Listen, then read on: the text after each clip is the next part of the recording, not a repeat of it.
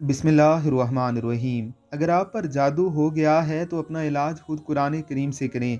अहले इल्म व तजर्बा हजरात ने लिखा है कि मरीज़ के सर पर हाथ रखकर अगर मरीज़ा गैर महरम हो तो अपना हाथ रखने के बजाय उसी मरीज़ा या उसके किसी महरम का हाथ उसके सर पर रखवा दें और ये कुरानी आयात और सूरत पढ़ें। आउज़ बिल्लाह और बिस्मिल्लाह के बाद सूरह फातिहा मुकम्मल, सूरह बकरा की पहली 5 आयात यानी बिस्मिल्लाहिर्रहमानिर्रहीम अलिफ लाम मीम से लेकर हुमुल मुफलिहून तक और उस पर दम करते रहें। ये दम आपने 3 मरतबा करना है। इंशाअल्लाह उसे काफ़ी अफाका होगा। ये दम बार बार करने से जादू का असर मुकम्मल तौर पर ख़त्म हो जाएगा और जादू की वजह से अगर किसी मर्ज़ का शिकार हो गया है तो इससे भी शिफा मिल जाएगी।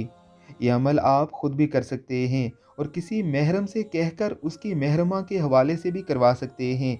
अल्लाह रब्बुल इज़्ज़त की ज़ात हम सबको तौफीक अता फ़रमाए। आमीन सुम आमीन।